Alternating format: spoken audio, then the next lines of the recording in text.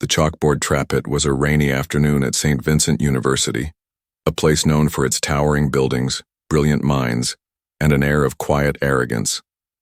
Inside Lecture Hall B2, the sound of chalk against board echoed like thunder in the silence. A tall man in a dark blazer stood before the class, tapping a piece of white chalk with measured irritation. His name was Professor Donald Langston, a calculus professor who believed brilliance only came from people with perfect test scores and polished degrees. He liked proving students wrong more than he liked teaching, and his reputation was built on embarrassing anyone who dared to challenge him. The lecture hall was filled with over 100 students, most of them silent, their eyes switching between their notes and the professor's every move. But there was one man in the back row who didn't seem to belong. He wore a simple gray hoodie, slightly damp from the rain, and his hair was tied back loosely. He looked older than the rest, and he wasn't writing anything. Instead, he just listened, like he was remembering something from long ago. It was Keanu Reeves. He had arrived that morning in secret, not as a celebrity, but as a curious guest of a visiting scholar program. Keanu had been invited quietly by Dr. Janet Lowe, a brilliant mind in applied mathematics who once collaborated with him years ago on a science film. He wasn't there for fame or recognition. He just wanted to sit, learn, and explore something he loved but had never pursued publicly: advanced mathematics. Professor Langston hadn't been informed about Keanu's attendance. He just saw an older man in a hoodie, looking out of place, and that irritated him. To him, classrooms were for real students, not curious wanderers or movie stars. "You," Langston suddenly said, pointing his chalk toward the back. "Yes, you in the hoodie.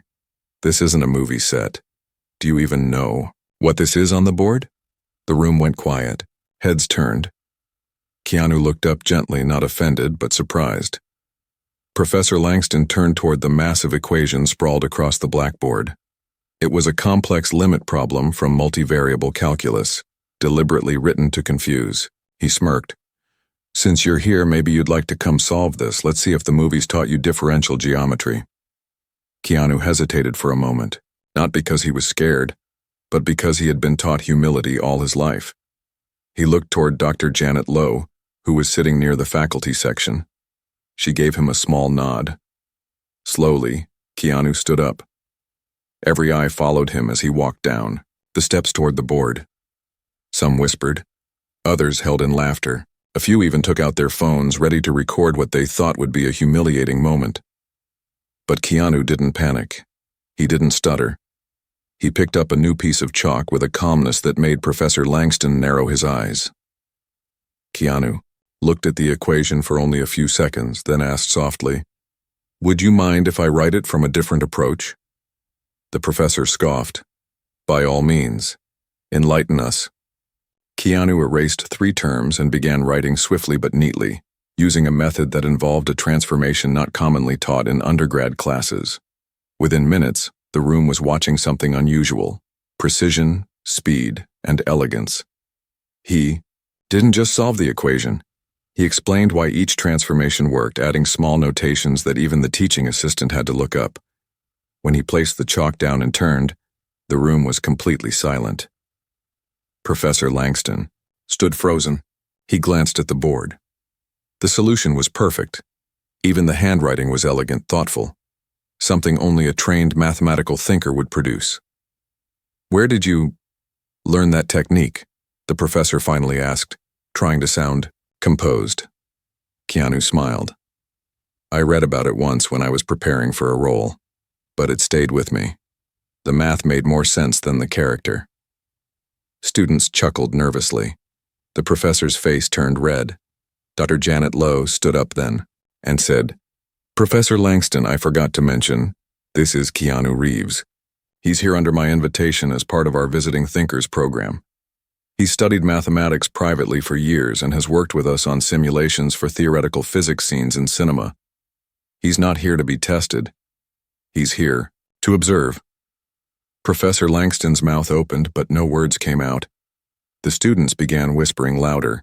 Some clapped softly. A few even stood up. Not because he was a celebrity, but because he had done something they all dreamed of. He had faced arrogance with grace, And he had won.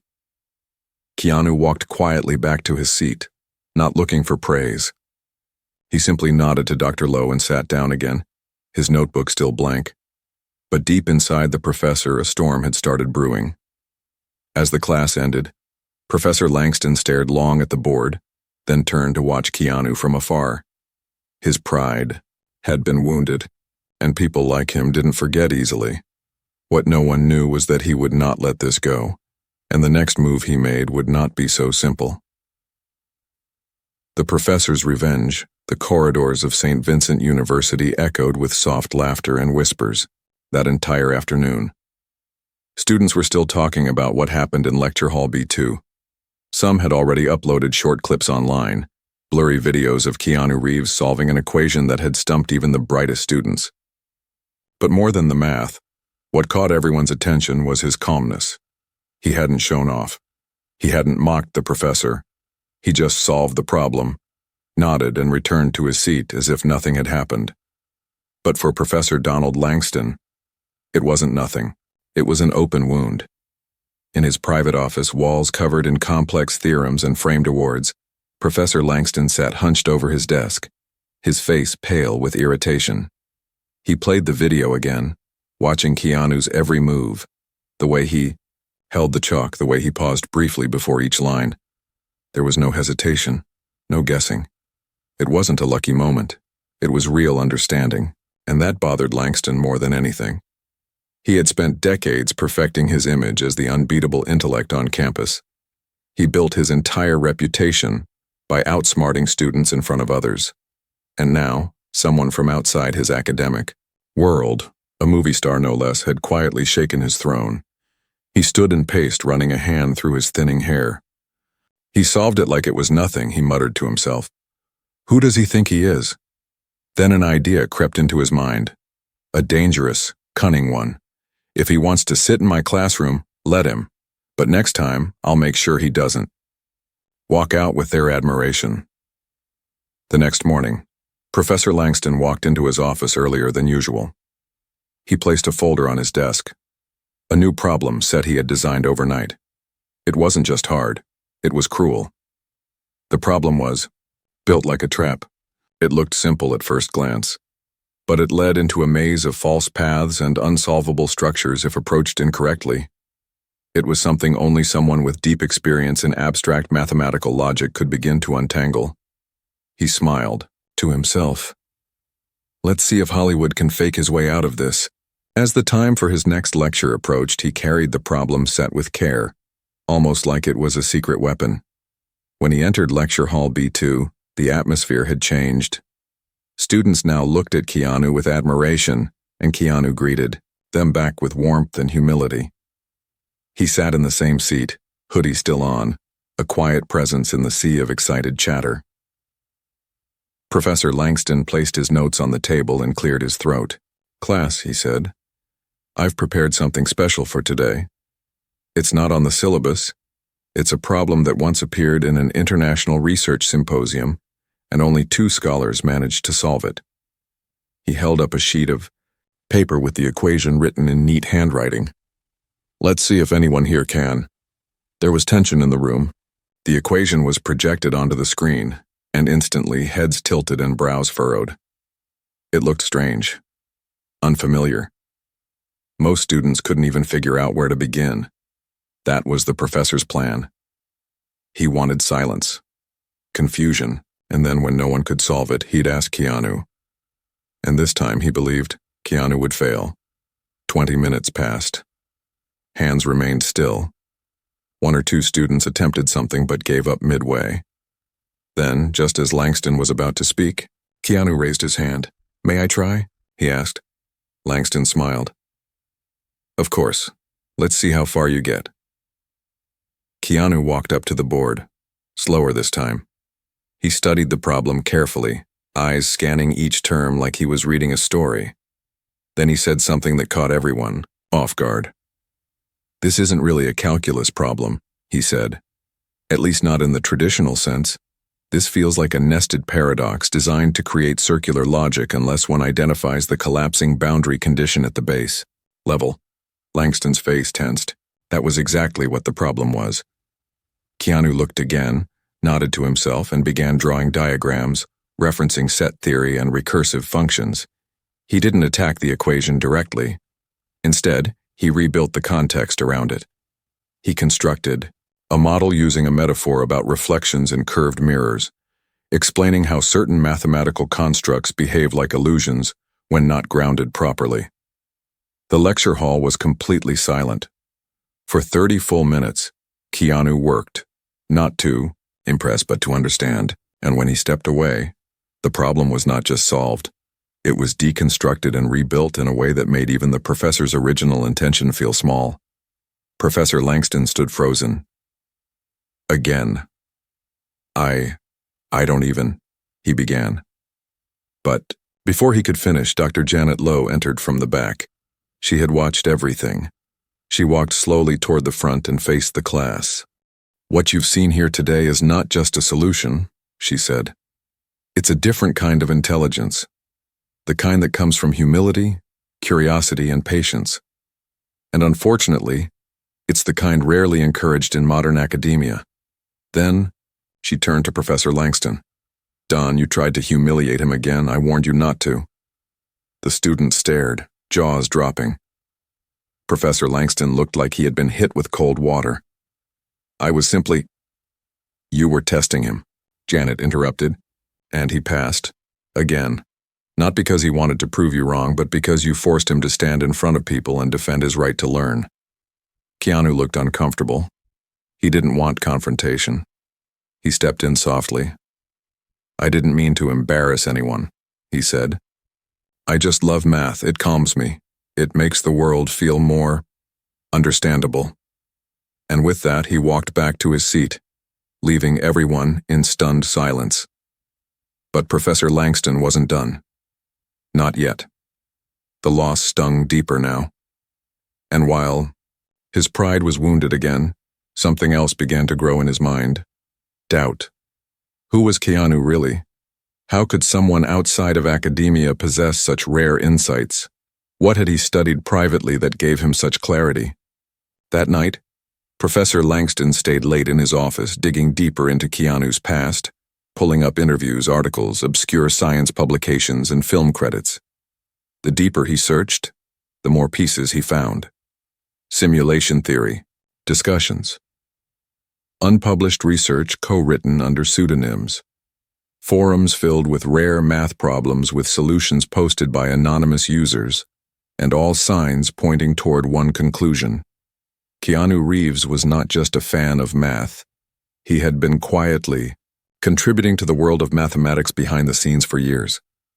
And now, the professor didn't just feel threatened, he felt small. The next move he made would change not just his view of Keanu, but his own place in the world of academia. The forgotten theorem, the rain returned the next morning, falling softly over the slate rooftops of St. Vincent University. Mist curled around the tall stone pillars outside the mathematics building, as if the earth itself was holding its breath. Inside, Professor Donald Langston sat alone in the faculty lounge, his elbows resting on the edge of a cluttered table, hands locked together tightly. The coffee beside him had gone cold. He hadn't touched it. Instead, he stared into a printed page, an old forum post from over 15 years ago. It was from a forgotten math thread buried deep inside a now defunct corner of the internet. A place only the most passionate thinkers once visited. The user who had written it was anonymous, but the style, the clarity, the elegant logic, it was unmistakable. It was Keanu Reeves, and it wasn't just one post. There were hundreds, long, explanations about complex topics written in a way that even high school students could understand. The tone was always patient, never arrogant.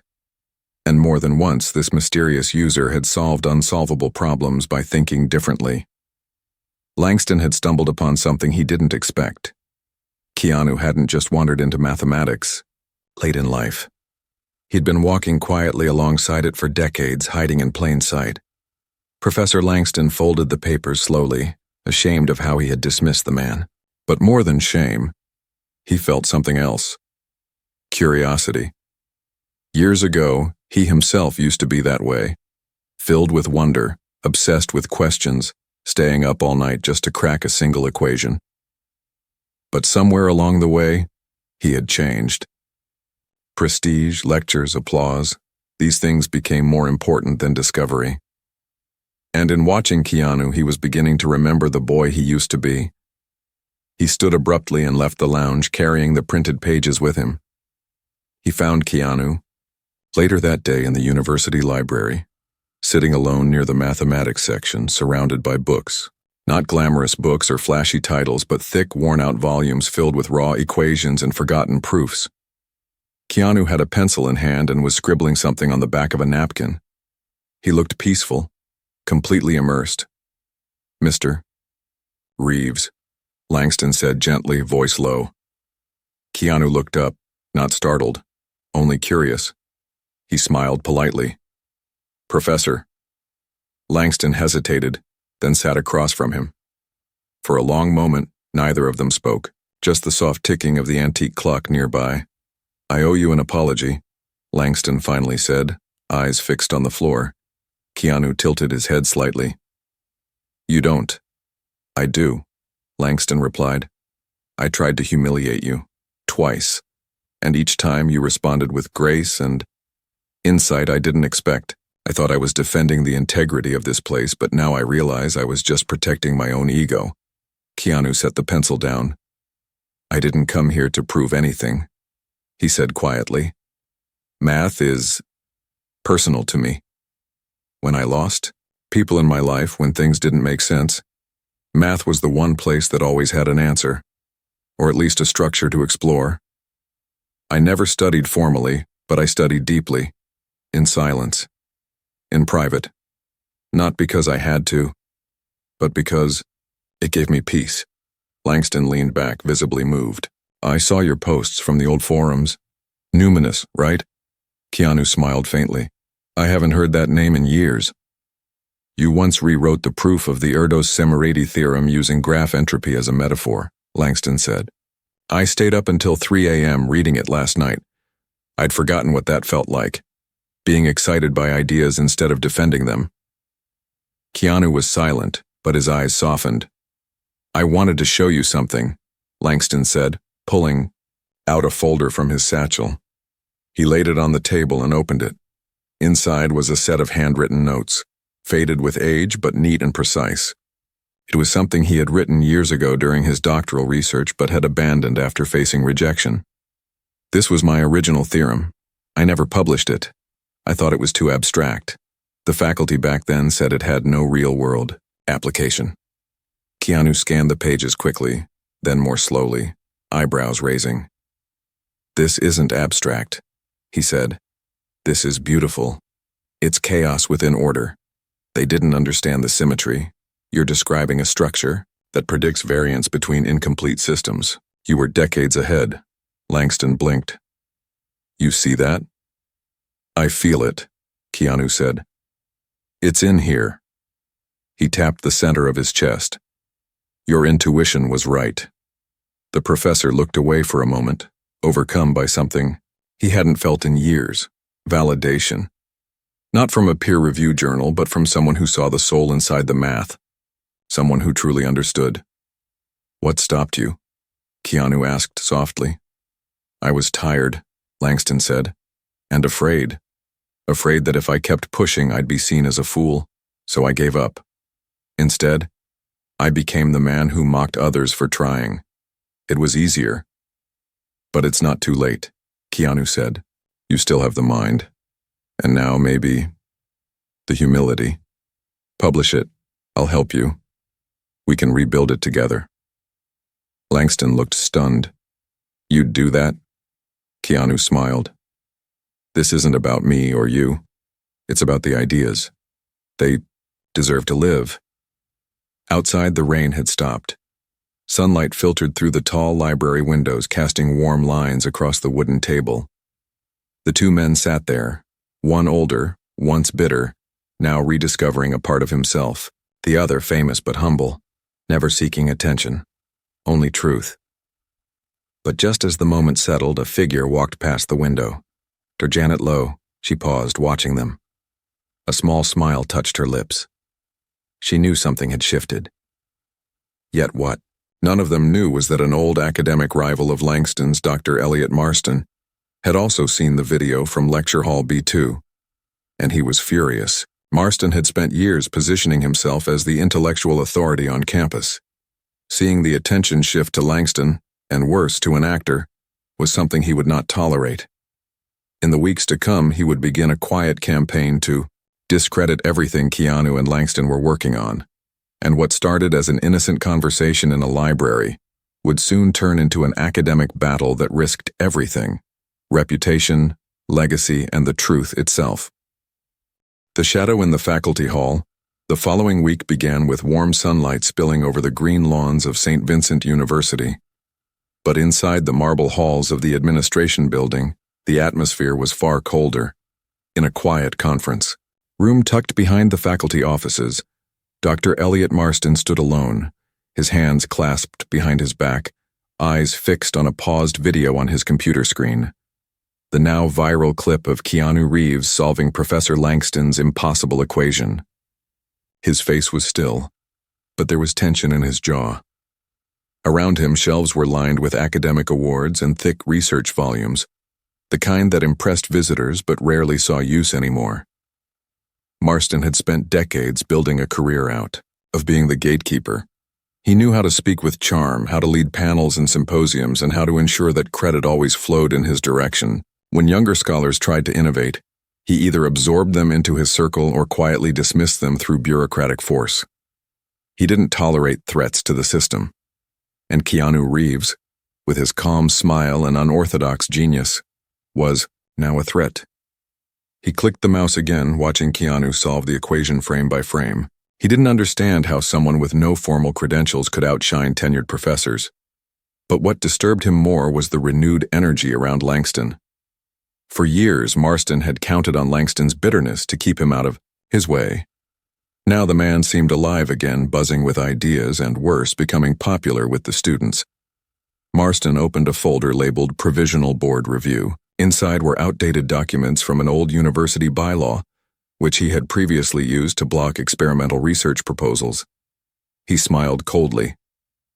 "If they want to work together," he muttered, "then let's see if their friendship can survive protocol."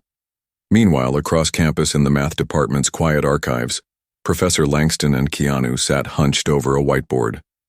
They were surrounded by scribbled equations, textbooks, and stacks of academic journals. Between them sat the reborn version of Langston's old theorem, which they had named the resonance framework. Together, they had reconstructed it using modern tools, abstract modeling, and even analogies drawn from musical theory, a unique approach suggested by Keanu himself. "You know," Langston said, tapping the edge of the board with a marker, "you think differently. You don't just look for a solution, you listen to the equation." Keanu smiled.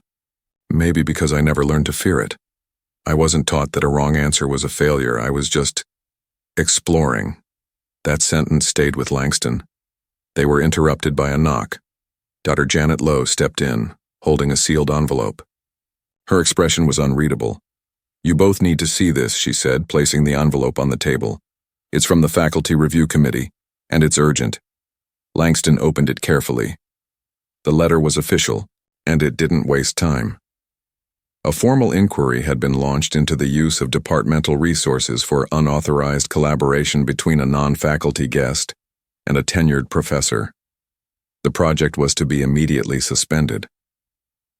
A review panel would be convened to determine whether professional misconduct had occurred. Keanu read it silently, then looked at Langston. Langston's face went pale. "This has Marston written all over it." Janet nodded. "He used the old academic firewall clause, the same one he used to block research that didn't fit traditional publication models. It hasn't been challenged in years." Keanu leaned back slowly. "So now what?" "Now," Janet said firmly, "we fight it, but we do it smartly." The next 48 hours were a whirlwind. Marston had moved quickly, calling emergency meetings, pushing the narrative that Keanu's involvement was a publicity stunt. a distraction from academic integrity. He painted Langston as desperate, trying to regain lost prestige through celebrity association. Within days, a hearing was scheduled. The tension on campus rose, with students whispering in hallways and professors choosing sides behind closed doors. On the day of the hearing, the main auditorium was filled beyond capacity. News had spread fast, not because of the academic politics, but because of the names involved: Keanu Reeves, Professor Langston, and the mysterious theorem that no one had seen, yet everyone was suddenly curious about. At the front of the room sat the 5 members of the academic panel, including Marston himself, who had managed to insert himself under the pretense of procedural oversight. Janet sat behind Keanu and Langston, her hands tight on her lap. When the panel called them forward, Keanu walked with quiet dignity. He didn't wear a suit or pretend to be someone he wasn't, just a simple black sweater, jeans, and his usual calm expression. Marston spoke first, his voice theatrical. With respect, he began, "This university has long upheld the sanctity of academic merit. We welcome visitors, yes, but not when they attempt to bypass scholarly process. Mr. Reeves may be a celebrated actor, but he is not a credentialed mathematician, and Professor Langston's sudden collaboration with him without proper documentation or oversight raises questions that we must not ignore," the audience murmured. Some nodded. Others shifted uncomfortably. The lead panelist asked, "Professor Langston, do you have a response?" Langston stood older but no longer afraid. "Yes," he said, steady. "I've spent most of my career chasing prestige and avoiding risk. I rejected ideas that challenged me and discouraged students who thought differently. And I lost something because of it. But this man, this visitor, reminded me why I fell in love with mathematics in the first place. Not for awards, not for titles, but for truth." He paused, then added, "And if truth can only be spoken by those with a certificate, then perhaps the problem isn't with him. It's with us." The panel sat silent. Then Keanu stood. "I don't claim to be a professor," he said gently. "I don't need to be.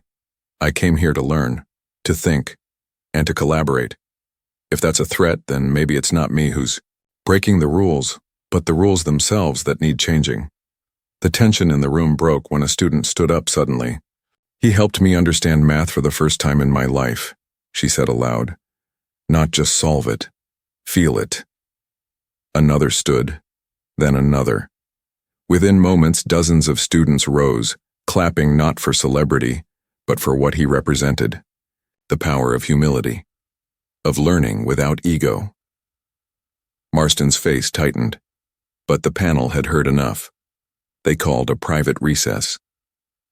When they returned, their verdict was short. No violation had occurred. The collaboration would be allowed to continue under open research terms.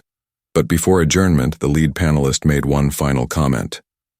"Perhaps the next evolution in our academic standards," he said, "should begin with asking a simple question, not where the idea comes from, but whether it's worth listening to." The room erupted in applause.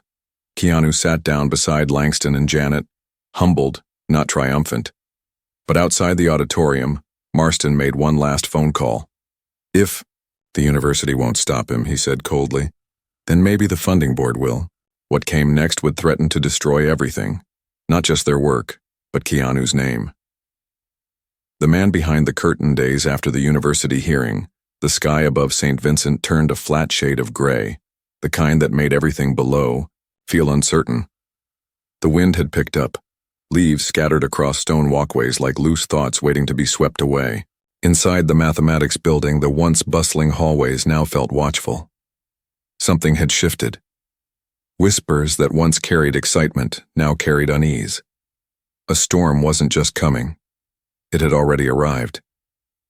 Keanu Reeves sat in a quiet office alongside Professor Langston and Dr. Janet Lowe, reviewing the final adjustments to their paper on the resonance framework. Despite the university's decision to support their research, new roadblocks had appeared overnight.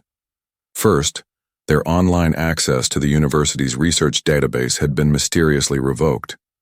Then, a letter arrived from the external grant, committee suspending funds that had been allocated to Langston months earlier. No explanation, no appeal process, just a single line that said, "Further review required due to potential credibility concerns." Langston was furious. This is Marston. He's pulling strings from outside. Probably used his friends on the National Math Review Board to cast doubt. Keanu, however, didn't seem angry, only tired. "This isn't about math anymore," he said quietly. "It's about control, about image." Janet turned on the television in the office. The screen flickered to a news report. It wasn't one of the big networks, just a local affiliate, but the headline was loud and clear. "Actor Keanu Reeves involved in academic scandal?" The anchor's tone was smug. "University officials under scrutiny for allowing a Hollywood actor to pose as a mathematician during classified academic collaboration. Critics say this damages the integrity of real research." They played a heavily edited clip from the hearing, cutting out all context and emotion. The narration painted Keanu not as a curious thinker, but as a fraud, hiding behind fame. Langston turned the television off. Keanu leaned forward. "It's working. They want me to walk away. To disappear before more people take this seriously." "We won't let that happen," Janet said. "Not this time." But Keanu was already feeling the weight. Outside the university, he was receiving hate messages, angry emails from those who believed the headlines, people questioning what right he had to be in a space meant for real academics. What they didn't know, what they refused to see, was that for years he had been solving equations in the dark, teaching himself with textbooks found in dusty shops, writing late into the night after filming long hours on set. It was never about recognition. It was always about understanding. But now everything he had loved in silence was being twisted into a weapon against him, and just as things seemed at their darkest, when even Langston began to question whether they should keep going, a voice from the past came to light. It started with a single message forwarded to Janet's inbox from an old, nearly abandoned university server. Subject: regarding resonance paper and numinous. The message was brief. "He once solved a paradox I couldn't crack in 30 years. Meet me. It's time the world knew who he really is." It was signed. Dr. Norman Yehuda. Langston's eyes widened. "Wait, Yehuda? As in the Yehuda model for nonlinear equations? The one from Oxford?" Janet nodded. "He vanished from public work over a decade ago. Nobody knows where he went. He was a legend. Walked away after a scandal involving research. Theft. I remember that," Keanu said, voice low. "He posted on a math forum asking for help reconstructing a corrupted proof. I offered a solution. We exchanged messages for a while. And now he's coming back for you," Janet said. That evening, the three of them drove outside the city to an old academic retreat built near a lake. The building was quiet, weathered by time but full of echoes. Inside, Dr. Norman Yehuda waited. He was older now, his hair gray and wild, eyes sharp as ever. He greeted Keanu not with a handshake but with a hug. "I knew they'd come for you," he said. "I knew the moment you walked into the spotlight they'd try to crush what they couldn't understand." "I didn't mean to cause trouble," Keanu replied. "Truth always causes trouble," Yehuda said, "especially when it doesn't follow the rules." They sat in a small room overlooking the lake. Yehuda opened an old briefcase and took out papers, dozens of them. "This," he said, "is your real legacy. These are the problems you solved under the name Numinous 9. Do you know what they are now? Published, peer-reviewed, cited in multiple journals by people who never knew they were quoting you." Keanu stared in disbelief.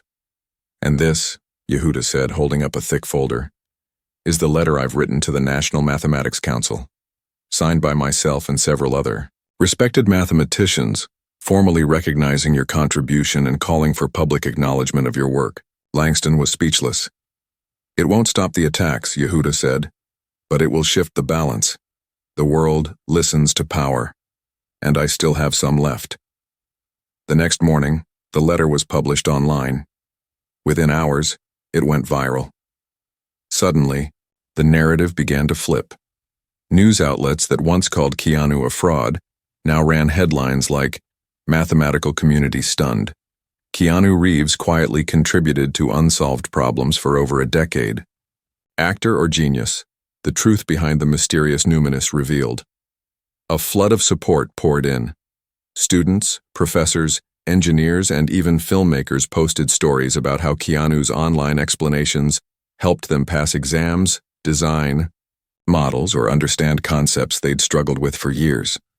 The university, under pressure from both the academic world and public opinion, reinstated funding and formally announced that Keanu would be granted honorary research associate status, not for fame, but for contribution.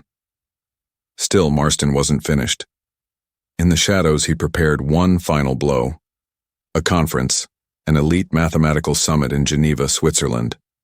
And on the final night of that summit, he planned to reveal what he claimed was an unanswerable proof that would expose the limits of Keanu's mathematical abilities once and for all. But Keanu wasn't afraid.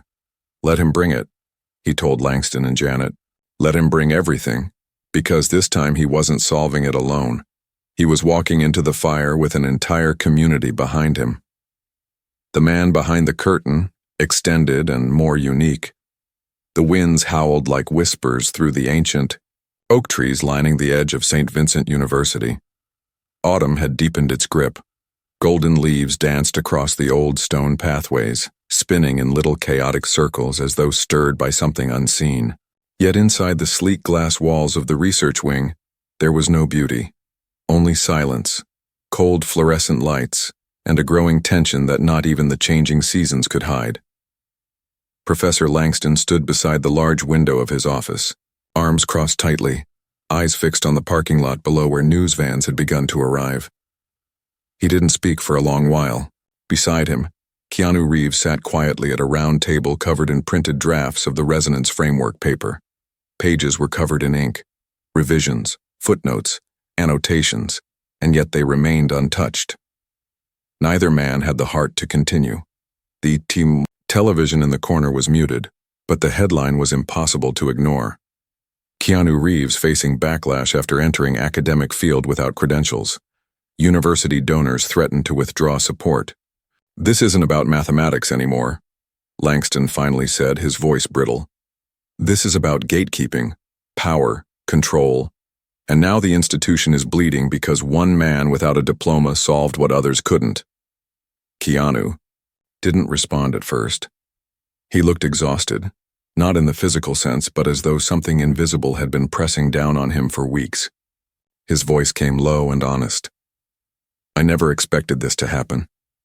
I just wanted to learn, to understand, to feel the beauty in things no one sees." Just then, Janet Lowe entered the office. She didn't knock. Her expression was serious, jaw tense. She carried a laptop in one hand and a thick manila envelope in the other. "We have a problem," she said, setting the envelope down. Keanu and Langston leaned in. Janet opened the laptop and pulled up a confidential email chain. Her tone was clipped and urgent. "Marston's gone above the university. He's reached out to the National Science Ethics Board. He's claiming that we fabricated part of the resonance framework using unverified data, and that Keanu posed as a technical consultant without university clearance." Langston turned red with fury. "He knows that's a lie. We've documented everything," Janet nodded. "He doesn't need truth, he needs doubt. If he introduces enough uncertainty, the funding board will freeze all our remaining grants and pull us from the upcoming global summit." Keanu looked up. "He wants to erase the work, quietly, before anyone else reads it." Janet's silence was confirmation enough. Outside, the clouds grew heavier, casting long shadows across campus. "But there's more," Janet added. She tapped the envelope. "This arrived last night, forwarded anonymously from a private university server in Cambridge. A man named Dr. Norman Yehuda sent it. He wants to meet." Langston blinked. "Yehuda? That can't be. He disappeared after that data scandal years ago." Keanu leaned closer. "I remember him. Barely. He used to post in the same math forums. Brilliant mind. He messaged me once asking about a problem involving recursive boundary behavior in closed systems. I gave him a few ideas. Never heard back after that. Janet nodded. He says he's been following this story from the shadows. He says it's time people knew who you really are. Hours later, they drove 3 hours north past the city and into the forested hills where old scholars sometimes retired to think in peace. The sun had dipped low behind the trees when they arrived at a modest cottage tucked into the woods. Smoke drifted lazily from the chimney. Inside, the air smelled of ink, old paper, and burning cedar. Dr. Norman Yehuda was nothing like the man the press once painted. He was thin, sharp-eyed, dressed in a wrinkled cardigan and slippers. He greeted them without formality, motioning them in like old friends. "Come in. No time for small talk," he said. "We're about to make some people very uncomfortable." They gathered in a candlelit study. Books were stacked like barricades around the room. Yehuda placed 3 binders on the table, each labeled in fine script. The Numinous Archives. Keanu stared. Yehuda explained, "These are your writings. Forum posts, solved proofs, private messages. I've archived them for years. The mathematical world doesn't know it, but they've been quoting you for over a decade. The name Numinous appears in the footnotes of at least 40 academic papers, including 5 that won publication awards. Your fingerprints are everywhere. They just don't know who you are." Langston sat in stunned silence. Yehuda leaned forward, eyes burning with conviction. "I want to come forward with a signed letter to the International Mathematics Union, verifying your authorship of these ideas and exposing how gatekeeping has silenced contributors for decades. You don't need a classroom to be a mathematician. You need only truth, discipline, and courage." Keanu sat still, emotions caught somewhere between shock and disbelief. He'd spent so many years in the shadows, solving problems not for fame, but for peace. And now his quiet passion had grown into a revolution. Yehuda placed a trembling hand on Keanu's shoulder. "You once saved me from disappearing. Now let me do the same for you." Over the next several days, Yehuda worked with Janet and Langston to verify timestamps, email trails, forum logs, and mathematical fingerprints. The proof of authorship was undeniable. Keanu's work, though anonymous, had already shaped the field, and no one had even realized it. The document they created was monumental, on the contributions of Numinous 9, a formal statement of authorship and integrity. It was signed by 5 former academic giants, including Yehuda. They didn't send it to the university. They published it openly. Within 24 hours, it was the most shared academic document online. News outlets scrambled to cover the story. Students rallied in support. Professors from around the world began to post testimonies admitting that the anonymous writings of Numinous 9 had helped them understand the very theories they now teach. Meanwhile, Marston seethed in silence. His carefully planted seeds of doubt were burning under the light of truth. But he wasn't finished. He announced a last-minute challenge panel at the upcoming World Mathematical Summit in Geneva, Switzerland. The idea was simple. 1 unsolvable problem, 5 challengers, 1 chance to prove that KeanuReeves didn't belong. The summit accepted. The problem would be unveiled on stage, in front of the world, and Marston had designed it himself. It was the final move of a man who had nothing left but pride. As the plane ticket was booked and preparations made, KeanuReeves stood one last time in the quiet halls of St. Vincent University. No cameras, no reporters, just the wind tapping gently against the windows. He paused beside a chalkboard, picked up a piece of white chalk, and wrote 1 word. Listen. Because math wasn't about proving you were smarter. It was about hearing something others missed, and, in Geneva, the world would finally hear him. The equation of silence, Geneva in winter, sparkled like glass under a veil of thin frost. The city pulsed with quiet energy as scholars, innovators, and mathematicians from around the globe gathered for the World Mathematical Summit, a biannual event known more for prestige than poetry. Marble floors reflected tailored suits while whispers in many languages echoed through the halls of the grand auditorium. Behind velvet curtains and golden conference badges, something historic was stirring, though most didn't know it yet. This year the summit was buzzing for a reason no one could ignore. Keanu Reeves. He didn't walk through the main entrance with an entourage or wear a designer suit. Instead, he slipped through a side door wearing a simple gray coat and a scarf knitted by someone who cared for him. But even in his quiet presence, the room tensed. Some eyes watched with awe, others with skepticism, a few with open contempt. Here in this sacred house of academia, he was still a stranger, but not for long. Inside the auditorium, 5 thick folders rested on a table under a spotlight. They were sealed. Each one contained a single copy of a problem never seen before, crafted by Dr. Elliot Marston himself. He called it the Fold, a challenge designed not just to test knowledge but to break will. It blended mathematical logic, chaotic recursion, paradox theory, and deep algebraic topology. Marston had spent nearly 6 months building it, layering it like a trap, twisting it like a riddle. He stood at the podium, smug in a charcoal suit, his voice smooth as glass. "Ladies and gentlemen," he began, "today's challenge is not for solving. It is for revealing. Not the answer, but the mind behind it.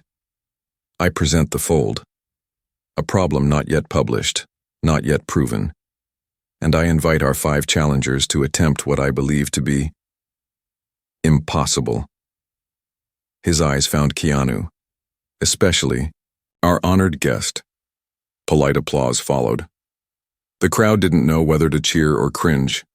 Many academics respected Marston, and the idea of a Hollywood actor solving a problem he had written, it was unthinkable.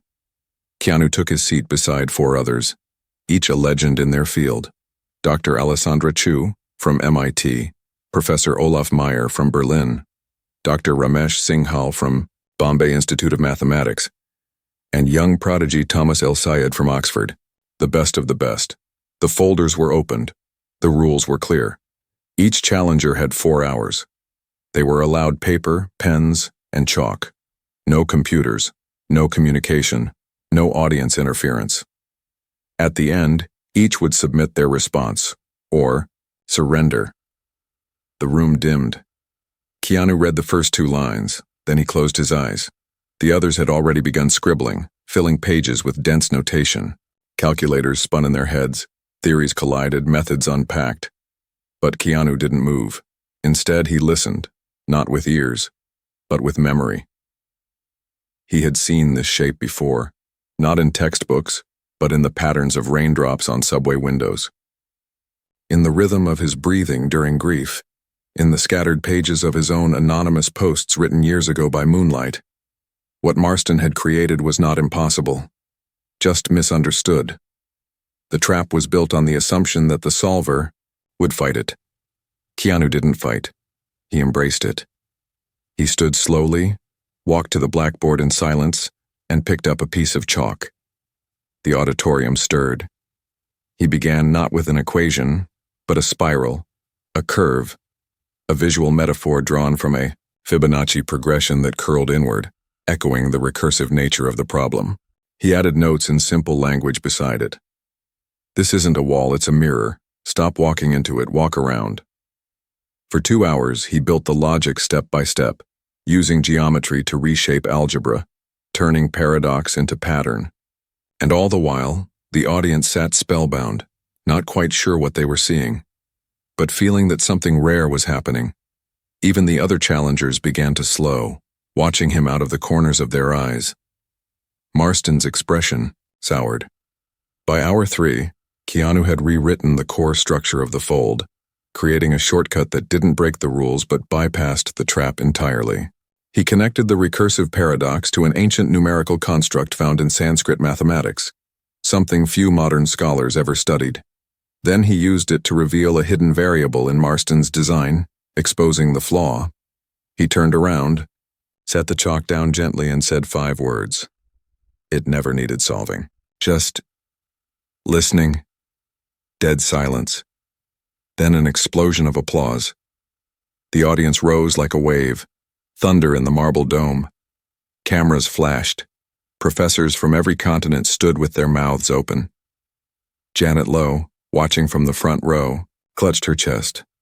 Langston wiped tears from his eyes without shame. Even Thomas El Said, the youngest challenger, walked up and hugged Keanu. "I've never seen anything like that," he whispered. But Marston stood frozen, exposed, defeated not by a louder voice but by a quieter truth. He left the stage without a word. The summit awarded Keanu with the Truth and Clarity Medal, an honor given not for credentials but for insight that advanced the human understanding of mathematics. And for the first time in its history, it was awarded to a man with no degree, no title, just a pencil, a notebook, and a relentless hunger to understand. A month later, the Resonance Framework was published internationally. Keanu's name appeared not as a celebrity guest, but as co-author, and he never asked for money, never asked for applause. Instead, he returned to St. Vincent quietly, where he now sat once a week in lecture halls, not as a speaker, but as a student, where he helped struggling freshmen see numbers not as enemies, but as poetry, where he tutored a janitor's son on weekends and answered forum questions under the same anonymous name he had always used. Numinous, and somewhere deep in the archives of the university, on a faded blackboard tucked in a corner few visited, his final equation from Geneva remained untouched. No one dared erase it. Beneath it, in small chalk letters, someone had written, "Not all brilliance comes loud."